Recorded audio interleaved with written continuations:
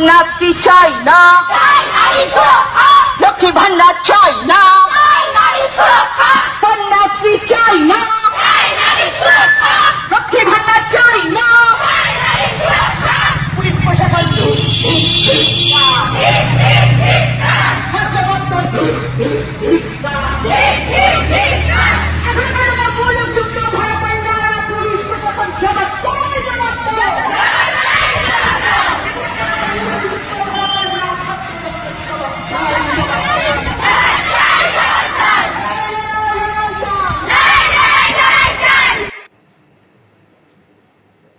দর্শক, এ তো দিদির বিরুদ্ধে দিদিমণির স্লোগান।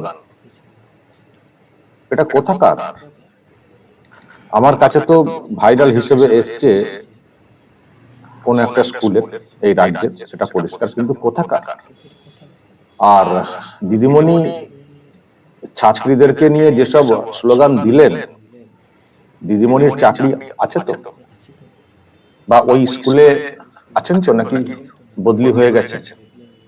থাকতে পারবেন তো? এই ভিডিও আমার কাছে এসছে মানে নিশ্চয়ই এটা শাসক দলের যারা আছেন তাদের কাছেও যাবে। তো এইসব শুনলে লক্ষ্মীর ভান্ডার চাই না, উল্টো দিকে ছাত্রীরা বলছিল যে নিরাপত্তা চাই। ঠিকই কথা বলেছে। লক্ষ্মীর ভান্ডার, ওইসব কন্যাশ্রী, এইসব নিয়ে কি হবে যদি নিরাপত্তা না থাকে? ওইসব নিয়ে কি করবো? তো দিদিমণি স্লোগান দিচ্ছিলেন কন্যাশ্রী চাই না, ছাত্রীরা বলছিল যে নিরাপত্তা চাই।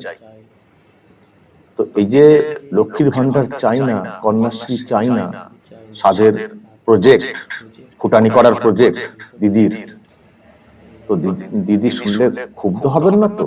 আর রাখবেন তো দিদিমণিকে ওই স্কুলে? রাখবেন তো? রেখেছেন তো? আমি জানি না এটা কবে কবে বেরিয়েছে মিছিলটা।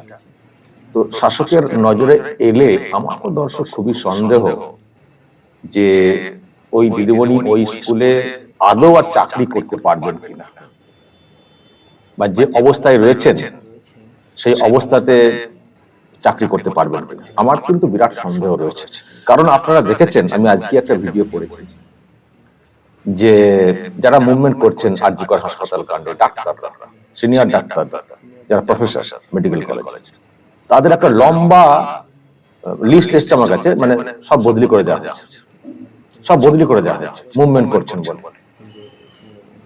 সেখানে এই দিদিমণি একেবারে ডিরেক্টলি স্লোগান দিচ্ছেন লক্ষ্মীর ভান্ডার চাই না, কন্যাশ্রী চাই না, ধিক্কার, স্বাস্থ্য দপ্তর ধিক্কার, পুলিশ দপ্তর ধিক্কার। দুই দপ্তরেরই যিনি মন্ত্রী তিনি হচ্ছেন মুখ্যমন্ত্রী। এটা একেবারে দিদির বিরুদ্ধে দিদিমণির স্লোগান।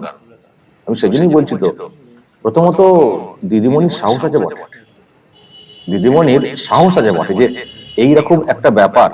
এখন তো যাচ্ছে তাই অবস্থা, বেশি কিছু বললেই এখন শাসক শিবিরের তরফ থেকে হুমকি আসে, আর.জি. কর করে দেবো, হুমকি আসে। তো সেখানে ওপেন রাস্তায় দাঁড়িয়ে স্লোগান দিচ্ছেন এবং ছাত্রীদেরকেও সামিল করেছেন স্লোগানে। বিরাট বিরাট সাহস দিদিমণি, আমি কর্নিশ জানাবো।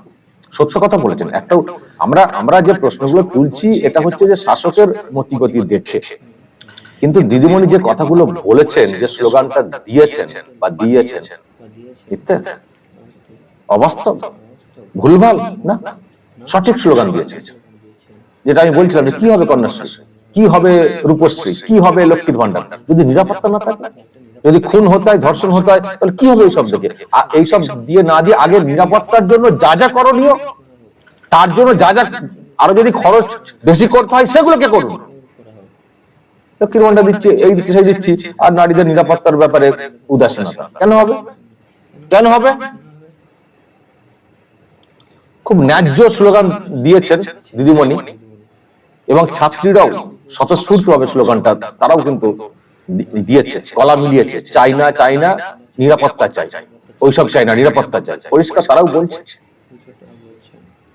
এবং দর্শক একটা ভালো করে লক্ষ্য করুন, আর.জি. করে যে ঘটনা ঘটেছে তার জেরে কিন্তু সর্বস্তরে মুভমেন্ট শুরু হয়েছে, সর্বস্তর, শুধু মেডিকেল কলেজের স্টুডেন্ট না, অন্যান্য কলেজের স্টুডেন্ট, বিশ্ববিদ্যালয়ের স্টুডেন্ট, স্কুল লেভেল পর্যন্ত নেমে গেছে প্রতিবাদ।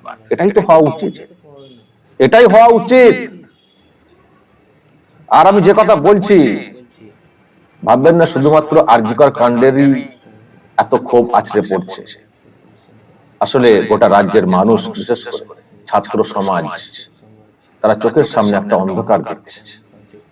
প্রথমত ছাত্রীদের নিরাপত্তা, দ্বিতীয়ত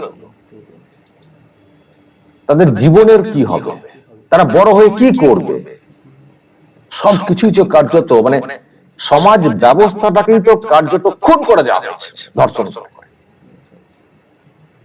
ফলে এই ক্ষোভ পুঞ্জীভূত ক্ষোভ, এই ক্ষোভ সামনে অন্ধকার দেখতে পাওয়ার জন্য ক্ষোভ, আলো দেখতে না পাওয়ার জন্য ক্ষোভ।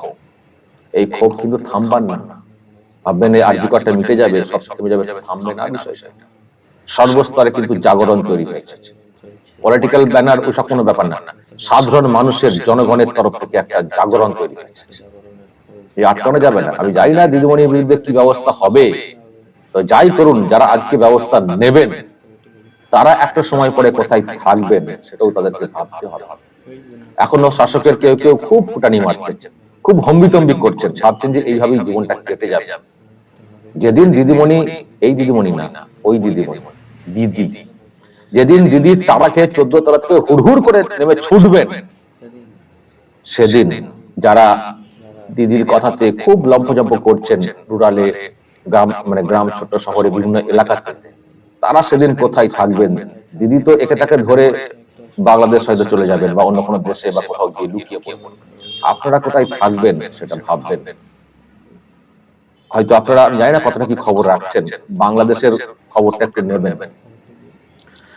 বাংলাদেশে হাসিনা চলে এসছেন, মানে হুট করে, মানে চপারে করে চলে এসছেন। কিন্তু যারা আসতে পারেননি, হাসিনা ঘনিষ্ঠ, তাদের কি হাল হচ্ছে একটু খোঁজ নিয়ে দেখবেন। তাদের কি হাল হচ্ছে একটু খোঁজ নিয়ে দেখবেন। এমনকি বিশ্ববিদ্যালয়ের যারা ভিসি পদে ছিলেন, বিভিন্ন ডিপার্টমেন্টের যারা প্রধান হিসেবে ছিলেন, বিভিন্ন পদে ছিলেন, তারা চাকরি করতে পারছেন না। তাদের কি হাল হচ্ছে দেখবেন। আমরা বাংলাদেশের হিংসাত্মক আক্রমণ, হিংসাত্মক প্রতিবাদকে সমর্থন করি না, কিন্তু আমরা কিছু কিছু বিষয়ে যে মুভমেন্ট দেখেছি, সেটার মধ্যে কিন্তু যৌতিকতা আমরা খুঁজে পেয়েছি। মানুষের মধ্যে ক্ষোভের যে বিষয়, ছাত্র সমাজের মধ্যে যে ক্ষোভ, সেটা কিন্তু আমরা তার যৌতিকতা খুঁজে পেয়েছি। আর আমরা ওদেশের পলিটিক্যাল ইকুয়েশনটা নিয়ে আমরা এত কিছু বলছি না, বলতে চাইও না। হাসিনা ভার্সেস বিএনপি, অমক তমক, আমি এখানে সব কথা বলছি না। আমি শুধু টেকনিক্যাল পার্টটা আপনাদেরকে দেখতে বলে বলেছি। যে একটি দেশে 1 বছর আগে ভোট হয়ে যা সরকারটা এসেছিল নতুন করে, বিশাল নাকি তার জনমত, সেই 1 বছর আগে নির্বাচিত সরকারটাকে ফেলে দিয়ে ছুটে, মানে উড়ে পালিয়ে আসতে হয়েছে হাসিনা প্রধানমন্ত্রীকে। যদি একটি দেশের ক্ষেত্রে সেটা হয়ে থাকে, জনগণের চাপে যদি পালাতে হয়,